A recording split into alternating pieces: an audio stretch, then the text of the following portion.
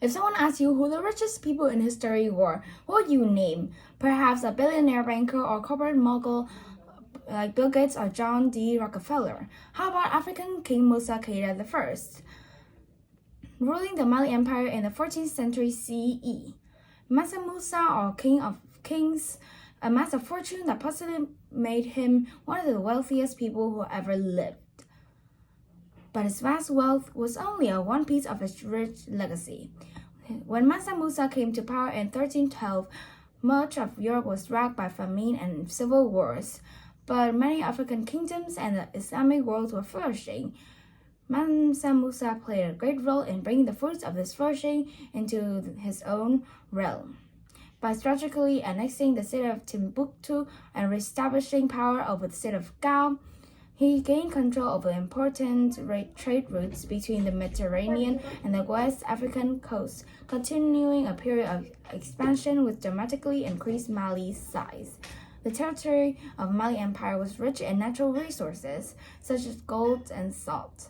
The world first witnessed the extent of Mansa Musa's wealth in 1324 when he took his pilgrimage to Mecca. Not want to travel on a budget, he bought a caravan stretching as far as the eye could see. Accounts on this journey were mostly based on an oral testimony and different written records, so it's difficult to determine the exact details.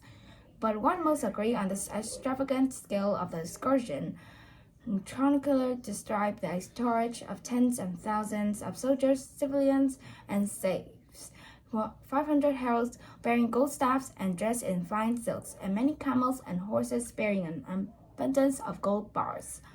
Stopping in cities such as Cairo, Mansa Musa is said to have spent massive quantities of gold giving to the poor, buying souvenirs, and even having mosques built along the way.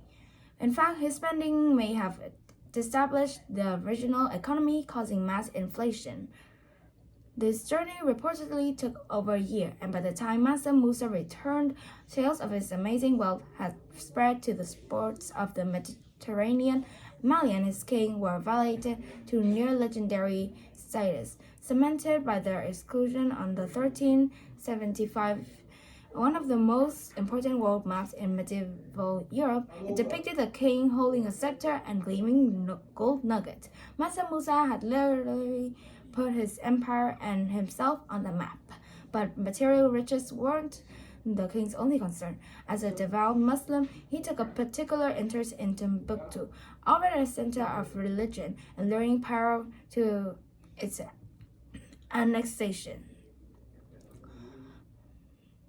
Upon returning from his pilgrimage, he had the great Dingarbur Mosque built with the help of the Andalusian architect. He also established a major university, further elevating the city and attracting scholars and students from all over the Islamic world.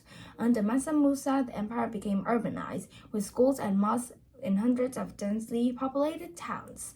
The king's rich legacy persisted for generations, and to this day, there are mausoleums, libraries, and mosques that stand as a testament to this golden age of Mali's history.